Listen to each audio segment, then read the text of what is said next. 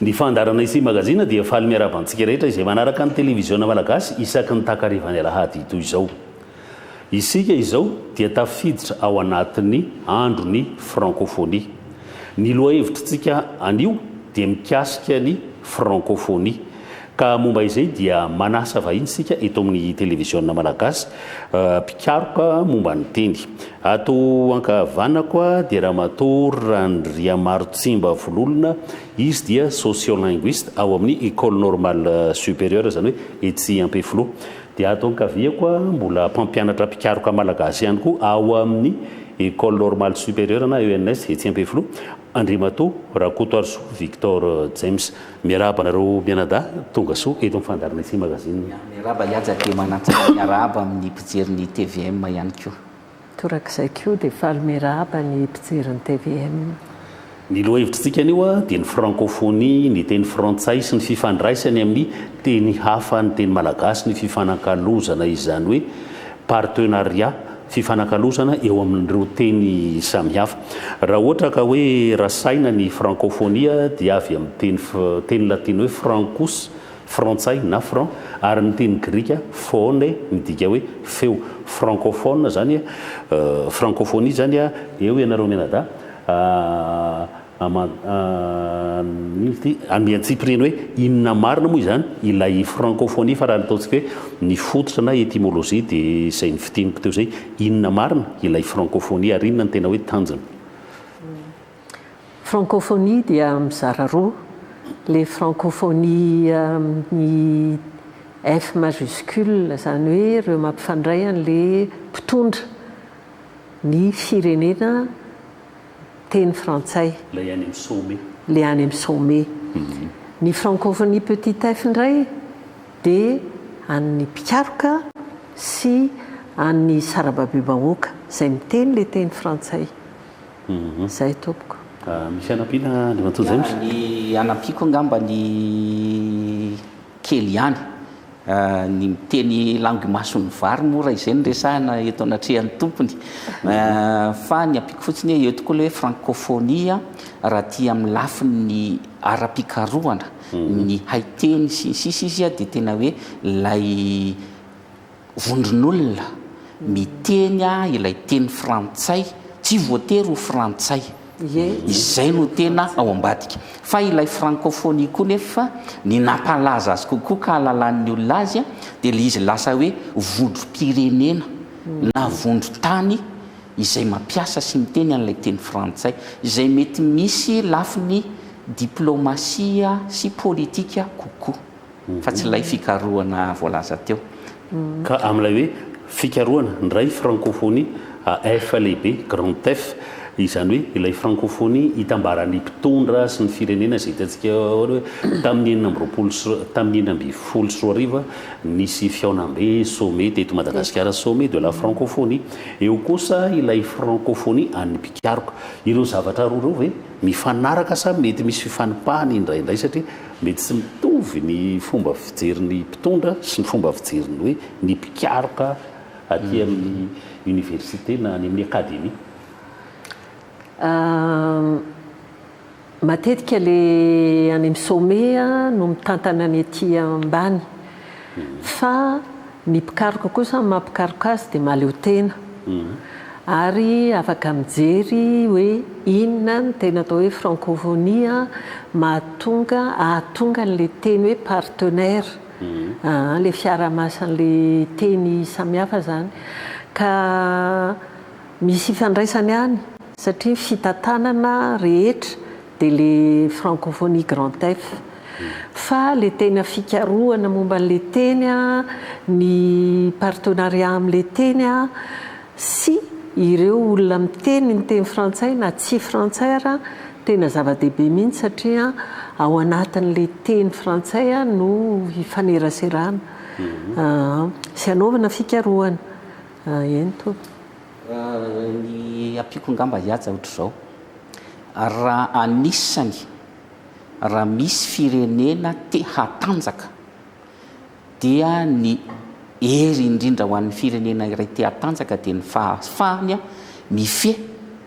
ny manodidina azy.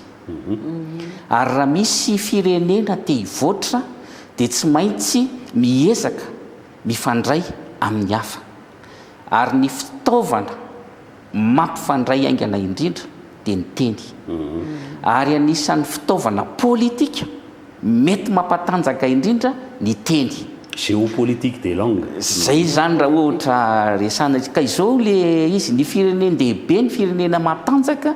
dia miezaka mitondra ny teniny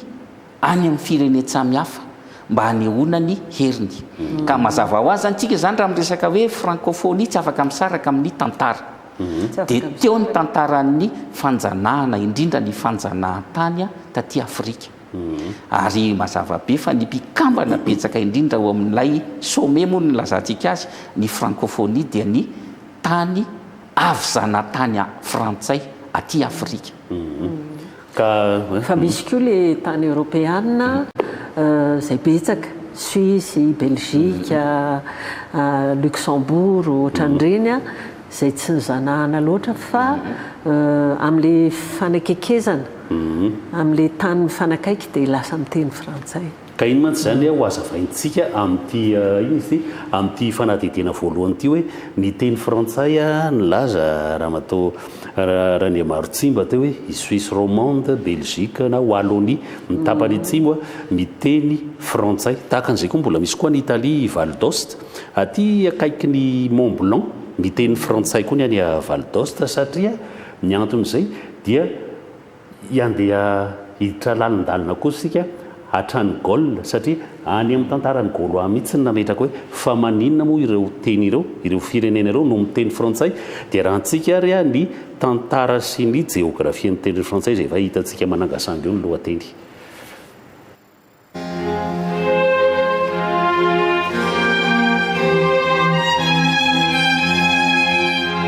Amin'izao androntsika izao ny teny frantsay dia tenenina eran'ny kontinanta dimy lasa teny mampifanatona kolotsaina samihafa teny fampiasa amin'ny diplomasia sy ny varotra ifandraisan'olona hatrany amin'ny 23 tapitrisa mahery eran-tany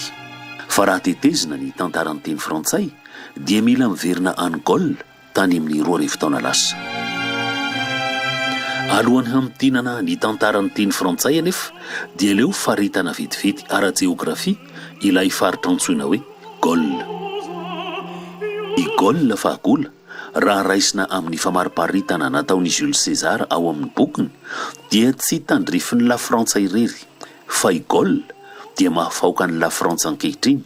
miampy ny tapany atsimon'ny Belgique na Wallonie ny ilany andrefany Suisse na Suisse romande ary ny sombitsombiny Italia avaratra sy andrefana tandrifindrefiny faritry Piémont sy Lombardie ary Val d'Ost.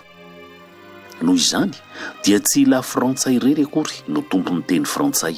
na dia izy aza no mitondra ny anarana fa tompon'ny teny frantsay ihany koa ny any Wallonie, any Belgique, ny any Suisse romande, Luxembourg ary ny ao amin'ny faritra kely ny Val d'Ost any Italia avaratra.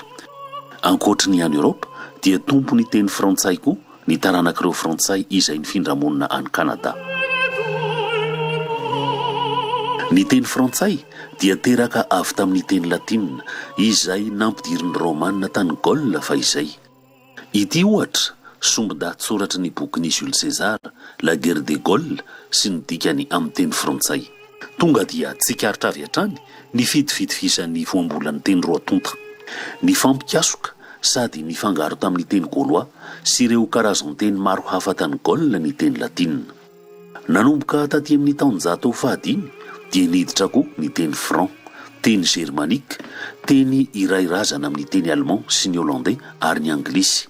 Nentin'ny foko franc izay nibosesika avy tany Germanie. Ny franc no nanova ny anaran'ny Gaule ho la France ary ny fifangaroan'ireo teny samihafa tany Gaule no niteraka ny teny frantsay tranainy indrindra na proto-français.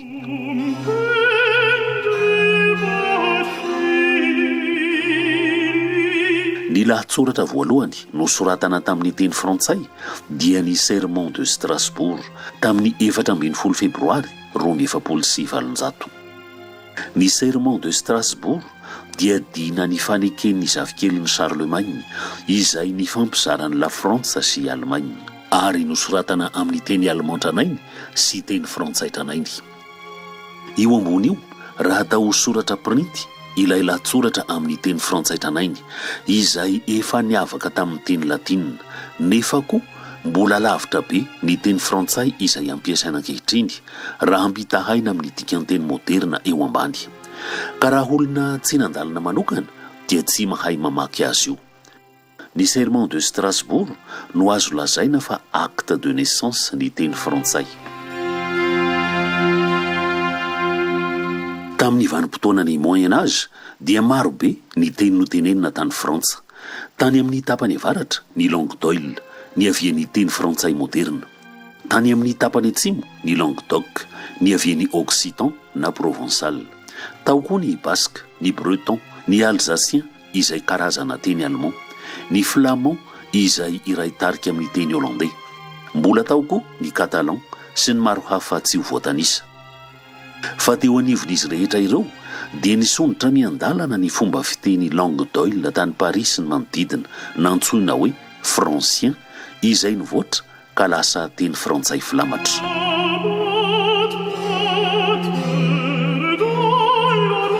Tamin'ny taona 730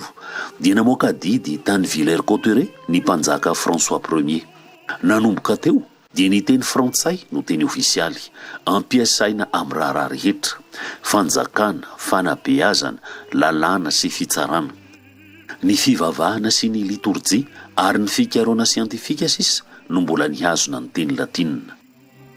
Niova sata ny teny frantsay, tsy teny ny sarambabem-bahoaka fotsiny intsony izy, fa teny mpanjakana, teny ampiasaina amin'ny haisoratra sy ny siansa. Tamin'ny taonjato faha-17 sy faha-18 na siècle des Lumières dia namirapiratra eran'ny Europa ny teny frantsay, nampiasain'ny mpanoratra, ny filozofy, ny mpikaroka sy ny diplomaty. Ka ny avaram-pianarana sy ny mpitondra fanjakana rehetra tany Europa dia ny teny frantsay daholo, hatrany Berlin any Allemagne ka hatrany Saint-Pétersbourg any Russie. Tsara ho marina nefa fa na dia namiratra fatratra aza ny teny frantsay tamin'ny taonjato faha-18 dia mbola ny ampaha-efatry ny mponina ihany no ny teny frantsay tany Frantsa tamin'ny fotoanan'ny révolution française. Fa ny maro anisa dia mbola nampiasa ireo teny paritra isan-karazany na langue régionale.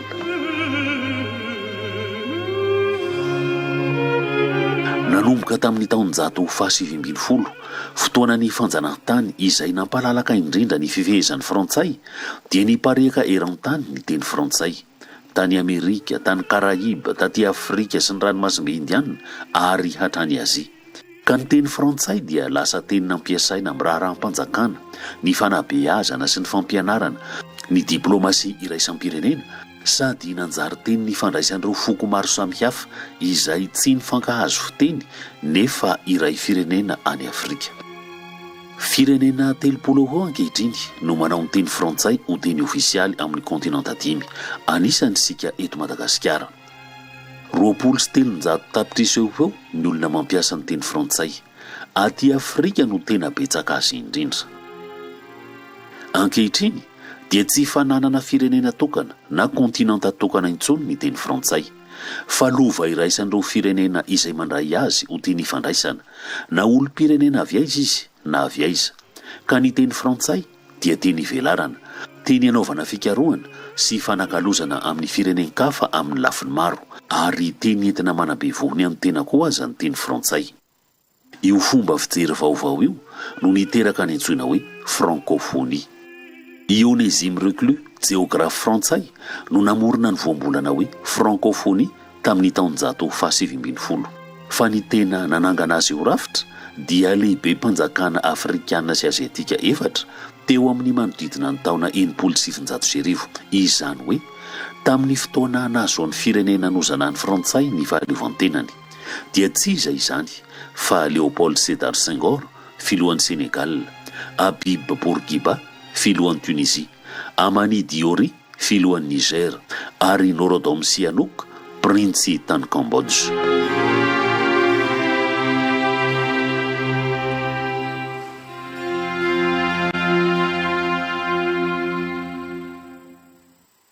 inona rahantsika teo iny zany ny tantarany teny frantsay nanomboka ny gol tany amin'ny 2000 lasa ka mandrak'izao androntsika izao taonjato faharaiky am'roapolo araka ny tantsika teo namaranana ny fanadihadiana dia afrikana sy aziatika ny tena nametraka ny francophonie hoe horafitra fa ionisime reclus namorona n'ilay voambolana fotsiny fa ny tena nametraka azy dia ny afrikana sy ny aziatika izany hoe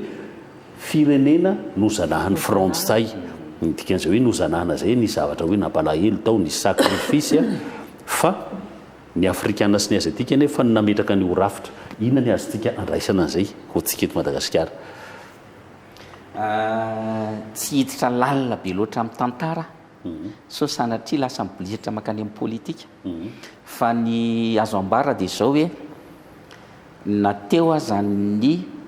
fanomezana na fahazona ny fahaleovantena ho an'ireo tany nozanahan'ny frantsay dia tsy azo lavina kosa hoe mahatsiaro ihany ireo firenenareo fa nisy soa no raisina tao aorianan'ilay tao anatin'ilay fanjanahana ary anisan'izany ngezabeny hoe ahafahan'ireo firenena ireo mifandray avy hatrany sahady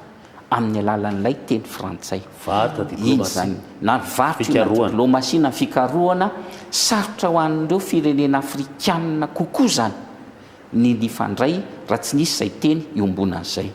zay iny amin'ny lafiny mahitsy be fa raha jerena kosa nefa hoe marina fa afrikanina sy aziatika no namorona n'ilay vondrom-pirenena nomena n'ilay anarana hoe francophonie ary mahafinaritra be mifanomezana n'le loko samihafa fiombonana ao anatiny fa na ahoaizitsika na ahoaiza tsy maintsy ao an-damosina foana ny frantsay izay nandany mondro-keriny tamin'ny fikarakarana n'ireo firenena zanany teo aloha ireo ka tsy hiala amin'izao fotsiny kosa izy mety misy lafiny tsara mety misy lafiny ratsy ny lafiny tsara hoe ohatran'le hoe zanako tokoa zanako ianareo ka dia aleo mba ho ahina ihany aloha dia farafaratsiny ity ny tenin'ny beazana sy ny fandraisana teo tazony io fa ao no afahantsika mifanasoa indray aloha fa ny mety ho lafiny ratsy na ho afaka azy ianareo dia mbola tsy maintsy makaty amin'ny eny aloha isanafina ie amin'ny mampikaroka indray amin'ny teny frantsay zany hoe chercheur francophone aminay le teny frantsay dia tena teny mpikarohana ary aizanay mandehandeha-tany mihitsiny ary koa andinihana le ataonay hoe variation diatopika zany hoe miova le teny frantsay arakaraka le toerana hipetrahany tsy mitovy zao teny frantsay eto Madagasikara teny frantsay any Sénégal na ny Frantsa sy any Belzika dia efa tsy mitovy 1970 na ny Suisse Luxembourg tsy mitovy 1990 dia ohatran'izay koa ny any Afrika zany na samy zanatany frantsay ary izy dia samy manana maha izy azy le teny frantsay io dia zay nefany tsy natao hoe sakana aminay mpikaroka fa nazahoanay tena mivezivezy sy nizara an'le fahalalana fikarohana amin'ny teny frantsay natao koa ny fikarohana momba ny teny frantsay fa ny akabeazany dia fikarohana amin'ny teny frantsay natao ka nazahoanay nanao partenariat maromaro ohatranay manokana zao amin'ny centre de recherche société dynamique des langues et dynamique contact des langues et didactologie dia mifanaraka amin'ny Luxembourg zay francophone sy ny université Ansara zay fanakaiky amin'ny Belgique eo dia francophone amin'ny Frantsa koa dia francophone ry chercheur miaraka aminay ao zany hoe azahoana fahalalana sy repikarohana hoentina manasoa an'le tanora ye satria izay mantsy zany ny zavatra anankiray koa amin'ilay eo anatin'ny francophonie eo anatin'ny tontolo mampiasa ny teny frantsay anisan'ny fomba anankiray koa mba ahafahantsika mihetsika amin'ny lafin'ny fikarohana ny hoe fiarahana amin'ireo satria ianareo anatin'ny tontolon'ny fikarohana manahoana ny lafiny hoe arabola ny oentimanana amin'izany hoe fikarohana zany satria fikarohana momba ny teny frantsay na momba ny teny malagasy resaka ianao rehefa avy eo manahoana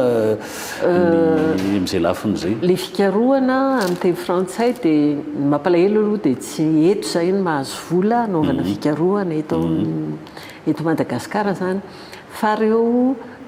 partenaire no tena manao mamatsy famatsiana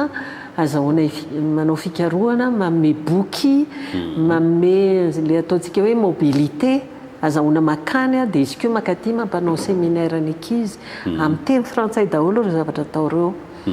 dia misy koa mpikaroka tena manao mihitsy hoe andaondrentsika aloha hikaroka momba ny teny frantsay manahoana ny français de Madagascar misy zany ny français eto Madagasikara zany dia tsy ohatran'ny frantsay any frantsa zay somary manahirana n'le malagasy satria izy mieritreritra hoe rehefa miteny frantsay izy dia miteny ohatran'ny parisianina kanefa tsy izay mihitsy le izy fa misy mahasamy hafa azy ny français de France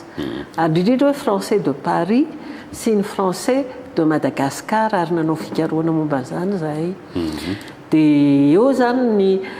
nisy fotoana nampiseho an'izay tany amin'ny université Antananarivo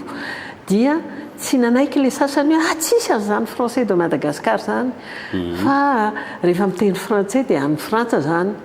dia eo zany le tena mbola manahirana hoe entre francophone et français misy zavatra mila azavaina sy alalinina tsara dia manahoana nefa zao ny hoe fikarohana zay manolo ny teny malagasy satria ny teny malagasy eo anilan'ny teny frantsay zany miaraka ao reo fikarohana reo ianareo mianadahy moa samy ao amin'ny UNS manahoana zany ny teny malagasy manoloana an'izay ary faharoa manaraka an'izay somary bahana ny teny frantsay ve ny teny malagasy somary ezaka ho malakilaky sy mifitina fa be dia be ny ao anatin'ny saina tiana ho avoaka anankiray voalohany aloha mitodika any amin'ilay hoe francophonie ilay fivondronana mihitsy sy izay fiarah-miasa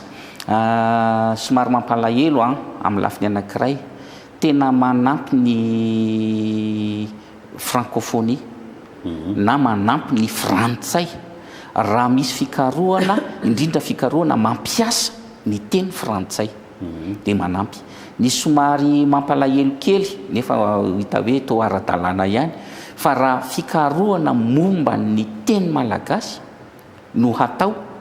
na fikarohana mikasika ny zavatra malagasy somary osaosa kokoa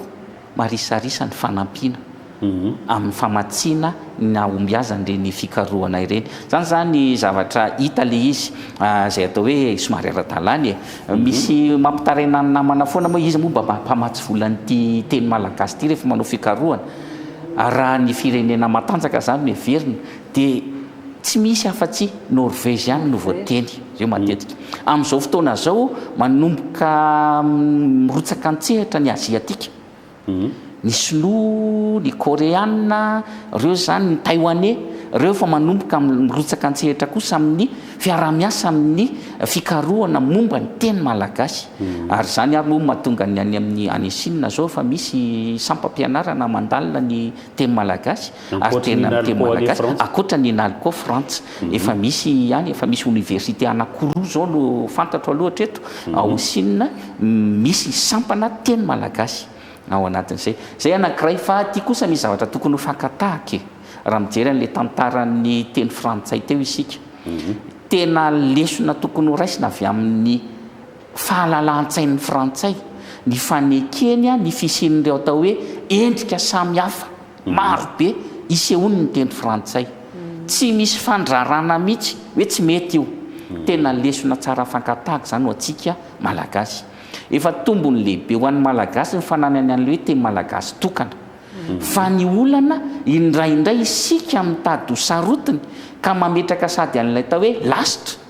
dia mitady anilika an'ireo endrika samihafa isehoany ny teny malagasy fa tokony ho harena ny fisiny reny endrika samihafa isehoan'ny teny malagasy reny fa fakatahaka ihany koa raha mijery an'ilay lalana ny zoran'ny teny frantsay teo sika tsy vetivety ny mametraka an'izany hoe frantsay filamatra sy frantsay lasitra zany antaonjatony ka raha mieritrerika sika ametraka anaty hoe teny malagasy filamatra sy teny malagasy lasitra tsy sarotra noho ny mametraka frantsay lasitra zany satria ny antsika efa teny tokana ilay teny malagasy inazy mbola nisy breton catalan basque mihafa reny no nakambana tao ary namohanina didy mihitsy fa raha ny teny malagasy eny fiheverako tsotry ity fa tsy amin'ny mampikaroka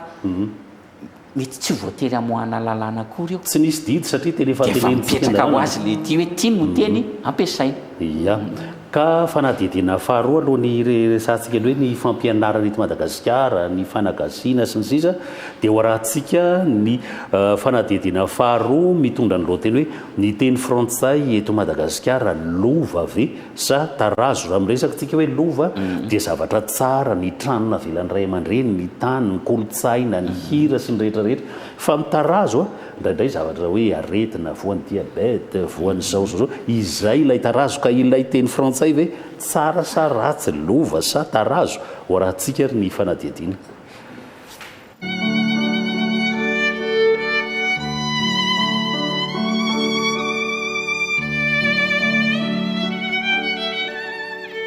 eto Madagasikara dia afaka miteny frantsay ny ampahenina na ny ampahafitonimponina izany hoe olona ny amin'ny 4 na 5 na 9 tapitra izany ho andy fa misy ireo mafehy tsara ny teny frantsay izay somary vitsivitsy misy ny antonontonony ary antonontonony koa nisany misy ny olona miteny frantsay arak'izay ahatrarany azy fotsiny fa tsy manara-pitsipika misy koa ny tena tsy mahay teny frantsay mihitsy ireo no maro anisa fa amin'ny ankapobeny anefa ny malagasy rehetra na iza na mahay na tsy mahay teny frantsay dia samy miaina ny teny frantsay amin'ny fiainany andavanandro amin'ny fomba maro ny teny frantsay dia heno atraiza amin'ny hira na hainao manjery hita amin'ny taratasy-panjakana na gazety na boaty mpanafody na amina zavatra maro hafa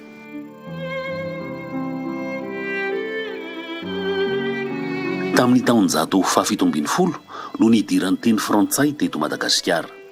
tenina vazaha-piavy sy mpijirika na olona liam-piainam-baovao fotsiny aloha ny teny frantsay tany am-boalohany avy eo dia lasa teny nampiasaina antery tamin'ny fanjanahantany taty aoriana dia zary teny raiky tampisaka amintsika malagasy ny teny frantsay eo anilan'ny teny rasantsika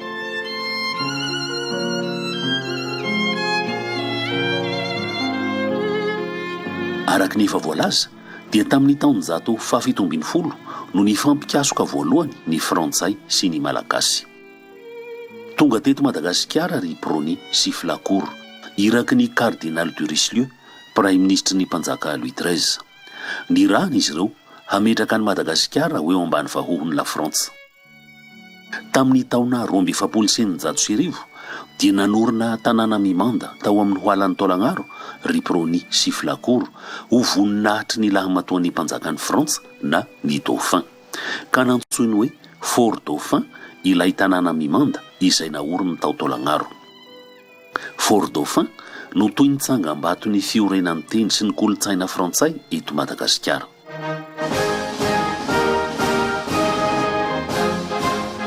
tamin'ny farany taonjato 1770 vao tena niorom-paka teto amintsika ny teny frantsay rehefa lasa zanatany frantsay Madagasikara tamin'ny taona 1970 ny teny frantsay no teny ofisialy teny mpanjakana teny anabeazana sady ampianarana ka izay malagasy mahay teny frantsay dia afaka mianatra misondratra amin'ny fahaizana sy eo amin'ny fiainam-piarahamonina fa izay tsy mahay teny frantsay dia mety ho tavela tsy mivoatra ny fiainany noho izany dia tsy maintsy nianatra teny frantsay ny malagasy raha mba te hitovy aman'olona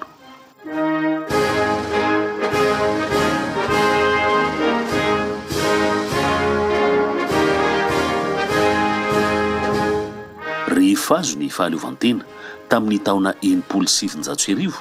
dia mbola nifandray akaiky tamin'ny lafrantsay madagasikara ary nanandanja hatrany ny teny frantsay.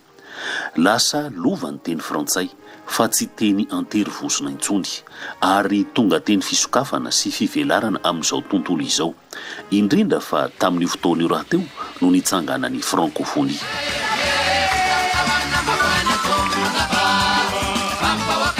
Taorian'ny tolona tamin'ny taona 2007 dia niova ny famindra, natomboka ny fanagasiana tamin'ny taona 2007. Noezana nomendanja tamin'ny fanabeazana sy ny fiainana ankapobeny ny teny malagasy mba hanandratana ny fizina na identité, sady mba tsy hiankin-doha be loatra intsony amin'ny teny frantsay, izay indraindray raisina ho lova, indraindray raisina ho tarazon'ny fanjanahantany. Tsy moramora noho izany ny mampifandanja ny fampiasana ny teny malagasy sy ny teny frantsay. Raha ny zava-misy aloha hatramin'izao dia tsy maintsy samy ampiasaina miaraka ny teny malagasy sy ny teny frantsay. Somary mibahana ny teny frantsay amin'ny raharaham-panjakana, ny fampianarana ambony, ny gazety an-tsoratra ary ny fifandraisana iraisam-pirenena mazava ho azy, fa somary mitampifo kosa indraindray ny teny malagasy. Izany hoe raha tsorina dia toy ny firenena bilingue i Madagasikara. Tsy afa-misaraka amin'ny fiainantsika malagasy ny teny frantsay, fa arakarak'izay andraisantsika azy hoe lova ve sa tarazo ny teny frantsay no ahatonga azy ho arena na ho vesatra ho antsika.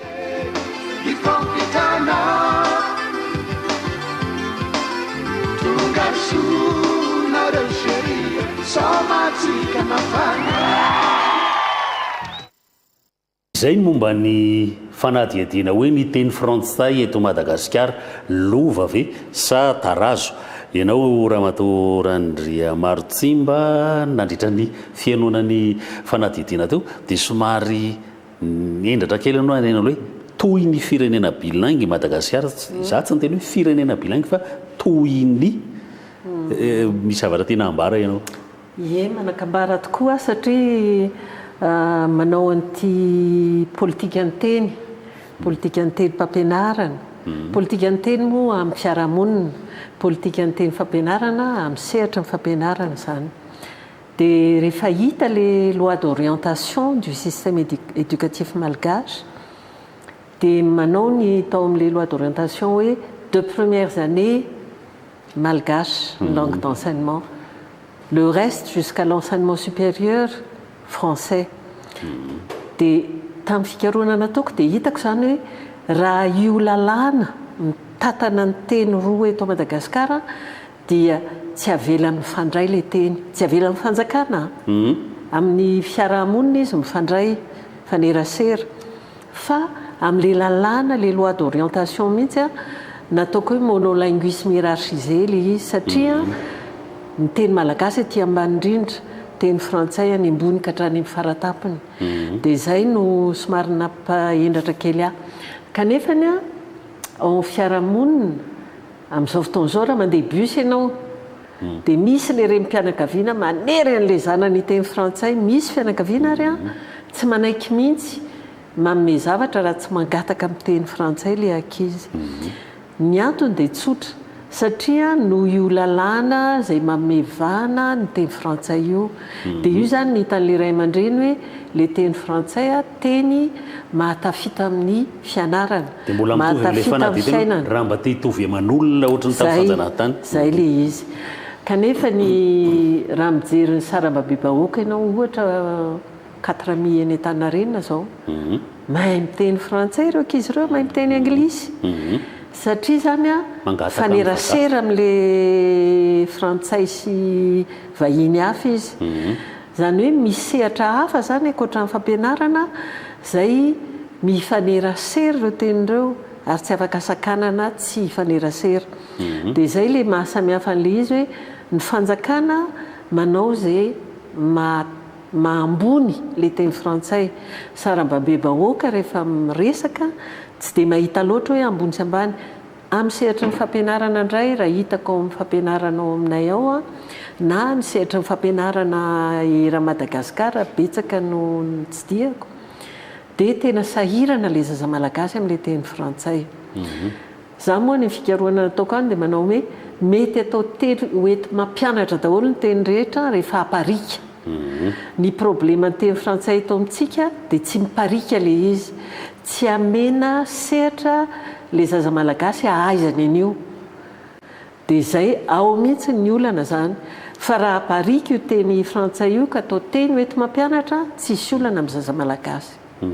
ka hiditra amin'ny ana ma tsy zay hitanao andriamatoa mpikaroka momba ny teny malagasy sady afaka samy mandray anjara aloha fa idirantsika angamba le hoe fanagasiana ny resahana teo moa hoe niroroasaina sika taorian'ny fahaleovan'ny tena mbola mirorosaina tsika hatramin'izao fa nisy fotoana nanapa-kevitra am'le hoe fanagasiana lay fanagasiana ve matetika temantea hoe latsaka kady nanimba ny malagasy manahoana io fanagasiana io ho antsika ihaja fa asiako tendro kely aloha le teny professeur Randriamarotsimbo za tsy tena manaky an'le hoe ny fanjakana no mametraka ny teny frantsay ho lasa ambony fa isika manam-pahaizana raha nresaka n'ilay lalàna ny fampianarana ianao na le hoe loi d'orientation tadidio anie fa ny manam-pahaizana eo anivon'ny ministera no mandrafitra an'iny fa nkatoavana azy ho lalàna fotsiny sisa no ataon'le atao hoe fanjakana f lehibe ka azay no mahatonga milaza hoe avy aty amintsika manam-pahaizana izy io raha miresaka n'le hoe fanapariana ny teny frantsay tsy ampy isika manam-pahaizana ihany koa eo satria isika mpampianatra indrindraindrindra mametraka matetika ny teny frantsay lasa atao tondro andrefesana ny hoe fahaizana sy lentan'ny fahalalan'ny mpianatra dia manjary zay mahay miteny frantsay no atao hoe mahay dia manjary voatsindry zany ilay zandrabaoka tsy mahay teny frantsay ary manamarina an'izay ny teninao teo hoe nareo ataontsika hoe katimi-pangataka zany hoe mahay miteny frantsay satria tsy nitsindrina izy fa rehefa ny ampianarana ao anatin'ilay manara-drafitra dia manjary voatsindry ny fampiasana an'ilay teny misy an'izay karazan'izay iresaka fanagasintsika io zany lasa teny manahirana za zany iteny amin'izay mpitantana ny firenena sy zay mpanapa-kevitra hoe andao hitady voambolana hafa ilazana an'le hoe fanomezan-danja sy fametrahana ny fanabiazana ho tena mifanaraka amin'ny fiarahamonina malagasy inona ny voambolana hafa fa le fanagasiana efa nisomban'ny mpanao politika dia vao miteny fanagasiana ianao dia politikan'ny repoblika faharoa ao an-tsain'ny olona dia manjary hoe omena zao zany ny ana mena ny rianiny roa dia lasa tsy avela hianatra lasa lavitra ntsony ny zanaka malagasy fa azo atao tsara ny mampiasa ny teny malagasy iombonako-hevitra amin'ny professeur Andriamarotsimbo mampiasa ny teny malagasy ho teny enti mampianatra na hatrany amin'ny université aza tsy olana ity ho alazaiko foany ity tsy niala teto Madagasikara ilay tanorana hatramin'ny nahaterahany mandra-pahazo ny maîtrise na master ankehitriny mahavita master izy dia mahazo vatsim-pianarana makany Corée na makany Japon na makany Chine verina avy any izy sady navita doctorat tamin'ilay teny sinoa no miteny sinoa madio rano tsy moramora zany hoe manoratra doctorat manoratra tezy amina teny vaovao tsy moramora zany dia kanefa vity zany tiako ambara dia izao tsy ny fanerena ny zaza hianatra an'ilay frantsay hatrany amin'ny garabola no mety aizany an'io fa ny fomba fampianarana n'ilay teny frantsay no mila fanamboarana fa eo andanin'izay kosa fantsihana tsara ny fampianarana azy amin'ny lafiny rehetra amin'ny tenindreniny dia tenindreniny no lazaiko fa tsy voatery hoe teny malagasy ilay rafitra fa zay tenindreniny zay teny ny beazany hatrany amin'ny fonikeliny tao zay zany raha izay no izy tsy ratsy mihitsy akory raha izay ny endrika omenany atao hoe fanagasiana afitory eto Madagasikara arak'izay vinam-piarahamonina tiany mpitondra hotratrarina ampandrosoana ny firenena afototra amin'izay ny fanabiazana zay ny tena atao hoe fanagasiana ny fampianarana fa tsy resaka teny fotsiny ka io mihitsy ny olana satria misehatra ny fanabiazana taloha zany misy an'le hoe profil du futur citoyen ankehitriny ohatrany tsy dia ao ntsony zay dia tena manahirana le izy satria tsy hita le vina ny fiarahamonina tiana hotratrarina fa lasa ohatrany hoe anjambany mandeha anjambany ka iza raha malagasy ary raha hitako le fahasairana ny ankizy amin'ny teny frantsay dia hitako mihitsy hoe tsara le teny malagasy atao teny mpampianarana kanefa kosa le voambolana zany mila ho hita tsara ary ny fijery an'le teny malagasy dia tokony hojerena amin'ny fahamaroteny zay le izy fa zao mantsy ny ohatrany hoe ina moa ty hoe amin'izao fotoana zao hoe fanjakana le miezaka hoe ina moa le fanjakana amin'izao le hoe miezaka hoe mba mevana le teny malagasy zany ka raha mba azo enona ny hevitra mpikaroka dia hoe ameo lanja le teny malagasy fa aza idina ao anatin'ny teny malagasy le zaza malagasy fa velao izy sokatra alala teny hafa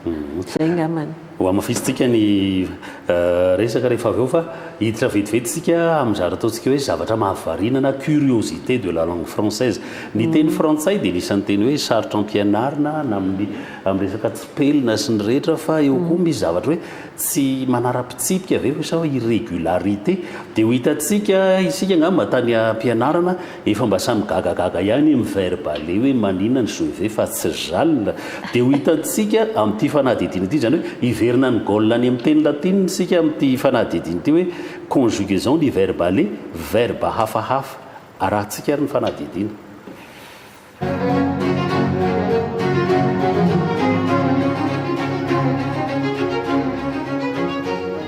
isika rehefa mitanisany verbe aller tsy efa mba nandalo tao an-tsaintsika ve ity fanontaniana ity nefa mety sy sahantsika napetraka tamin'ny mpampianatra fony mbola zaza sao mahatezitra azy na sao dia iomehezan'ny mpiara-mianatra sasany ao an-dakilasy maninona rehefa infinitif dia aller amin'ny présent de l'indicatif lasa je vais tu vas il va fa maninona no tsy jale tu all maninona no nous allons vous allez fa tsy nous voyons vous voyez ary amin'ny futur maninona no lasa j'irai tu iras fa tsy je verrai na jalerai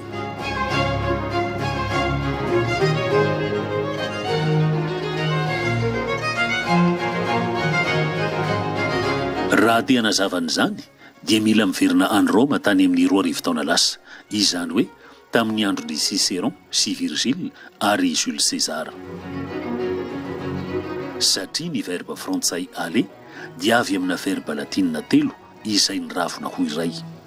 ny verbe voalohany dia ambulare midika hoe mamindra na marcher io ny niaviany infinitif aller ny nous allons vous allez ny subjonctif que j'aille que tu ailles sy ny sisa sy ny sisa ambulare koa dia fototra voambolana maro toy ny ambulance fiara fitondrana marary ny sonambule olona manofy sady mandeha ny noctambule na mpivoakalina vendeur ambulant mpandriorio na mpanao vary mandeha dia nahoana no lasa je vais tu vas il va ary ils vont rehefa mitanisany verbe aller amin'ny présent de l'indicatif miaraka amin'ireo mpisolon-tena singulier telo voalohany sy ny mpisolon-tena pluriel farany satria misy verbe faharoa vadere midika hoe mandeha mianga avy amina tepoka A mankany amin'ny tepoka B vadere no fototry ny je vais tu vas il va sy ny ils vont dia maninona indray ary no miova tampoka j'irai tu iras il ira rehefa tany saina amin'ny futur simple ny verbe aller fa tsy je verrai na jalerai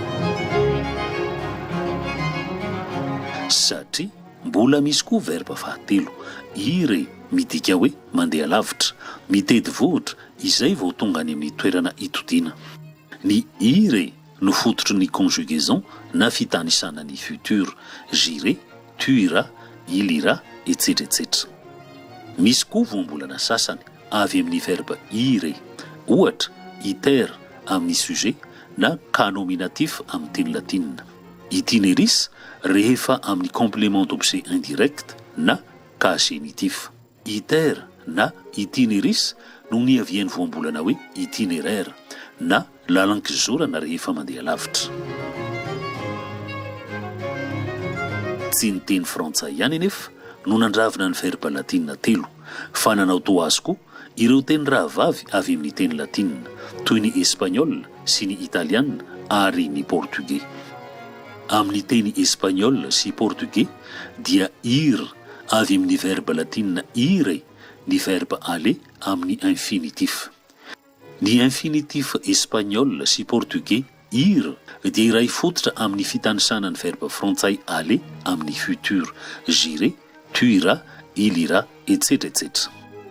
Rehefa mitanisa ny verbe ir amin'ny temps présent anefa ny espagnol dia verbe fototra vadere no hitao toy ny teny frantsay. Saingy tsy miovaova ny ir espagnol rehefa mitanisa amin'ny temps présent fa vadere no fototra hatramin'ny farany. Ny frantsay kosa dia miverina amin'ny ambulare eo amin'ny nous allons sy ny vous allez, dia mivadika vadere ihany ny teny frantsay amin'ny farany, ils vont. Toy ny teny frantsay dia any amin'ny conjugaison na fitanisanany futur koa vao mipoitra ny fototra latinina ire amin'ny teny espagnol.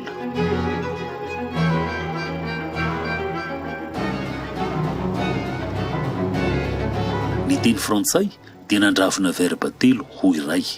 naraviny ao amin'ny aller, ny ambulare sy ny vadere ary ny ire. Fa ny teny espagnol dia somary manavaka ka manana verbe faharoa dia ny verbe andar avy amin'ny ambulare toy ny verbe aller. Ny andar indray dia tsy miova ny fototra amin'ny fitanisana na amin'ny présent io na amin'ny passé na amin'ny futur fa dia fototra ambulare hatramin'ny farany. Hiditra amin'ny teny italiana isika. Toy ny teny frantsay dia tokana ny verbe aller amin'ny teny italiana, andare, mitovy amin'ny verbe espagnol andar, samy avy amin'ny ambulare. Ny tsy mampitovy ny andare italiana amin'ny andar espagnol, ny andar espagnol dia tsy miovaova fa ambulare manontolo ny fototra na présent na passé na futur. Fa ny andare italiana dia toy ny aller amin'ny teny frantsay, naka fototra vadere aloha amin'ny présent amin'ny mpisolo tena singulier telo voalohany sy ny mpisolo tena pluriel farany. Fa ao anelanelany eo tandrify ny mpisolo tena no sy vous ny italiana sy ny frantsay vao mandray ny fototra ambulare, noi andiamo na nous allons, voi andate na vous allez.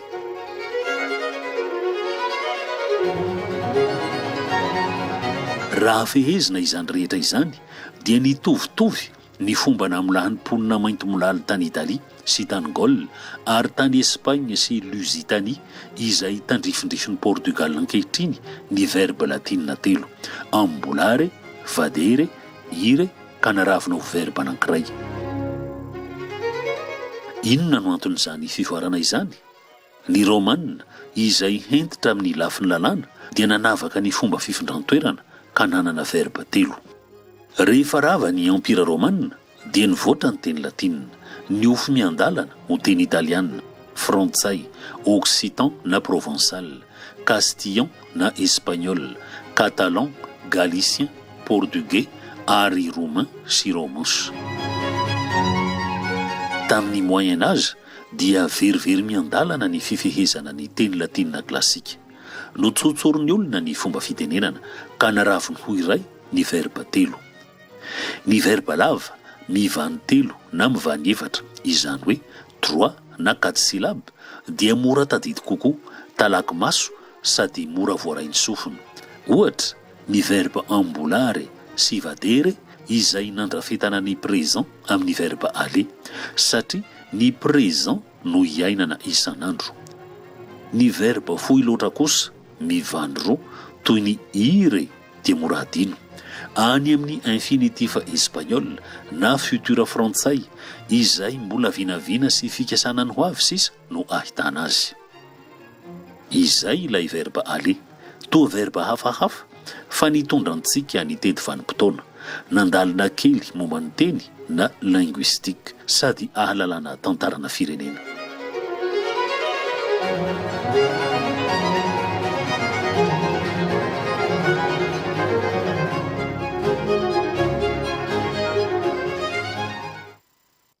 mazava amintsika ny fitanisana ny verbalena ny conjugaison tsy hiditra lalina amin'itsika fa iny fanadidina teo iny hijerentsika ny hoe aiza ho aiza ny teny malagasy satria eto ianao andriamato Rakotaso Victor James sady nisany hoe mikirakira ny sorabe ao amin'ny école normale supérieure ary ianao koa nandrenesako n'ilay fizina identité zay nalefa tamin'ny fanadidina faharoa teo aiza ho aiza zany isika malagasy ny frantsay mahalala tsara n'ireny zavatra nyresahana tamin'ny teny latina reny ny anaran'ny frantsay reny fantany zany serment de Strasbourg zany manahoana nefa isika eto Madagasikara hoe ahoana ilay tena mba fampahafantaran'ilay tena fototra ohatra ataontsika hoe ny sorabe io ny soratra antsika malagasy voalohany taloha andadamina manahoana ny hoe mba fampahafantarana le tena hoe fototra mahamalagasy le tena lovan'tsaitsika ia voalohany aloha hiaja misaotra anao fa za samy laza fa nampampianatra frantsay aza mpampianatra teny frantsay le tiako tenenina eto Madagasikara misy tsy mahalala akory ireny tantarany ny matoanteny ale ireny fa de miaina fotsiny hoe zao io rehefa io de napetraka mo reny tamin'le hoe tranga maningana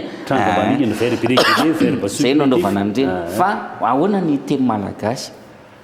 za lasa ohatry ny manao torapo indraindray hoe mitodika any amin'ny mpitondra fanjakany fa raha tsy mpitondra tsika no resy lahatra ka mifantoka kokoa any amin'ny hoe anisan'ny ivo ny fampandrosoanany ny fifehezana an'ireny tantara indrindraindrindra avy eo ny tantarany teny tsy ampy ny tosika ho an'ny fikarohana tena manao mpikaroka tena mitady fa tsy mivoatra makaiza raha hitantara aminao fotsiny teo zao anao nahita hoe rakibolan'ny tantaranteny le hoe dictionnaire d'étymologie tsy mba manana an'izany ane malagasy fa raha misy de boky kely manify kely anankiray izay ataon'ilay mpikaroka fotsiny amin'ny rondohany sy ny finiavany fa raha ampitosika jereo fotsiny ny rakibolana eto amintsika ny an'olona ny rakibolana farafahakely nisaky ny roa taona de misy vaovao mipotra ohatran'ny larosy fa ny atsika ny rakibolana hatramin'izao de mbola ondanana foana ny rakibolan'ny James Wilson soa ihany fa nisy an'iny efa tany amin'ny taona 20 de zao taty aoriana taty amin'ny taona 14 taty aoriana efa mba vita lay maitsomaitso be vita soa fa de janona amin'io ary ity ny tena raharaha sady tsy de misy pahalala tsy misy pahalala satria tsy takabidy sarotra be ho amin'ny malagasy ny andeha andany roetsy hamidy boky tokana zay zavatra tsy ho ampiasainy isan'andro eo zany eo le milan'le hoe tena tosika angeza be avy any amin'ny fitondram-panjakana fohy be na zany naty zany misy ihany kosa ny ezaka efa misy kosa ny ezaka ataony ny mpikaroka amin'ny fitrandrahana ireny tantara ny avily ny teny malagasy ny loharano ny poirany teny malagasy fa ny fanapariahana zay le resaky profesora teo ny fanapariahana nyreny voka-pikaroana reny no tsy ampy de raha tiana zany ny anana zavatra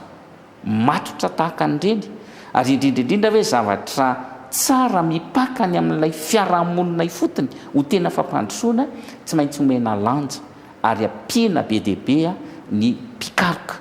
amin'ny famoahana ny voka-pikaroana za tsy manao tsony amin'ny fanaovana fikaroana fa efa tena misikimponitra mpikaroka eo profesora namarina zay fa zara fa misy ane raha isy azy lasa ohatrany mametsina raha hoe tsisy mihitsy ny mba tambokaramana famatsiam-bola hoe entina mikaroka fa de nao noho n'ilay fitiavana sy ny finiavana n'lay asa de miezaka mikaroka mamoaka ny any am-paosy anisan'ny fitiavan-tanindrazana zany fa raha mba ampiana kosa izy amin'izay ny fikaroana aloha fa vita fa le famoahana azy hipakany amin'ny tena vahoaka zay ny tokony ho hitakitsika any amin'ny fanjakana zay. Raha mato professeur ahitsiko kely le hoe tsy mahay le mpampianatra teny frantsay ny ankizy ao aminay aloha dia mianatra teny latina dia manao étymologie dia hainy reny fa miverina amin'le teneninao teo ary marina tokoa le fanohanana ka zay nataoko anao hoe avy amin'ny mpitondra le izy fa za moa nitsinao teo le lalàna avy amin'ny mpitondra fa ny fanohanana koa avy amin'ny mpitondra nefany a izahay matoa mandroso le fikarohana dia ny namana ny ivelany no manosika fa nareo a tsy misy afa-tsy fanjakana fitondram-panjakana dia zay nataoko hoe avy any mpitondram-panjakana ihany le vahaolana tokony ampivahana io resaka le hoe fanagasiana ratsy za kosa na mpikirakira sy mpikaroka amin'ny teny frantsay ara dia miteny mihitsiny hoe tsisy maharatsy azy le teny malagasy fa io ny tsika fa hoe le voambolana fanagasiana fa le voambolana efa nolotoin'ny politika efa nolotoin'ny politika ary iny miraiky tapisaka ao anatin'ny lohan'le sarabamim-bahoaka ataonay sociolinguiste hoe représentation linguistique dia raha amin'ny teny frantsay izy raha amin'ny teny frantsay zareo manana représentation linguistique positive be mihitsy nanao fikarohana zay amin'ny faritra enina momba ny teny zany dia nanontaniana hoe raha ny hevitrao inona ny teny tokony hoety mampianatra dia teny frantsay foana satria io no andriandrian'ny mpitondra fanjakana kanefany a raha nomena ny toerana maizy azy ny malagasy tsy natao maimaika anaovana propagande fotsiny le teny malagasy tamin'ny 72 fa natao matotra tsara dia ataoko fa tsy nisy olana mihitsy le représentation linguistique ny olona ary lasa tiany teniny izy dia ny zavatra azonay atao za moa zany ao anatin'le fikarohana dia mamolavola mpikaroka amin'ny teny malagasy koa dia misy mpikaroka amin'ny teny malagasy zao nampanaoviko an'le fikarohana momba ny veille aux langues io zany a famohazana amin'ny teny moa zany famezana lanja ny teny rehetra zahoan'le ankizy mahita fa ny teniny tsy ambany noho ny hafa zay le izy dia manao fikarohana an'izay le mpikaroka